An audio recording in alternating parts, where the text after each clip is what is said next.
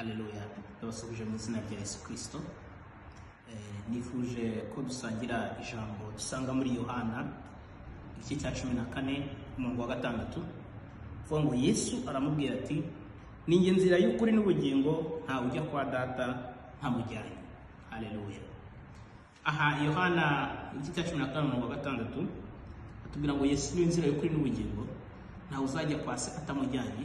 Katurebe icyo bisobanura, kuko Yesu ni inzira y'ubugingo, kuko turabyemera nk'abakristo, abemera Kristo kumwami n'umukiza, abemera bose Kristo yabaye ubushobozi bwo kwitwa abana b'Imana. Yesu ni inzira y'ukuri n'ubugingo. Imbere mu isomo dusanga mu isomo twigamo ibintu bijyanye na n'iyobokamana, dusanga harimo urusofero na Satani bitandukaniye. Ni ukuvuga ngo urusofero yari izina ry'akazi umwanzi Satani yari afite igihe yari umuyobozi ushinzwe kuramya no guhimbaza mu ijuru. Ni ukuvuga ngo agira icyaha cyo kwikuza, aho Yesu, aho Imana dusanga muri Bibiliya havuga ngo Yesu yaravuze, Imana yaravuze iti mu byanditswe ngo turebe umuntu mu ishusho yacu ase natwe, batwara amafi yo mu nyanja.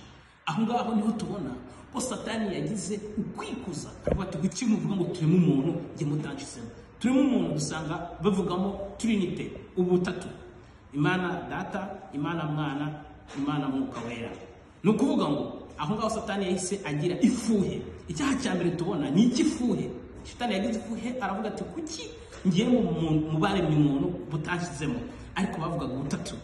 Aho ngaho rero niho Imana, kuko yanga ukwikuza, yaravuze ntabwo bishoboka, aravuga ngo wasi ugushisha ishyano.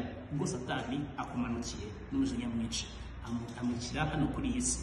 Ni ukuvuga ngo aza kuyobya Eva na Adamu, barashuka, Imana ibavana muri Edeni, kubera ko bari bamaze kugira ute gucumura. Ubwo rero aho ngaho niho, kubera ko iremwa ndetse Imana yaremye umuntu kugira ngo ayisingize. Imana yaturemeye kuyihimbarisha ibikorwa byacu, imirimo yacu dukora no kuri iyi si.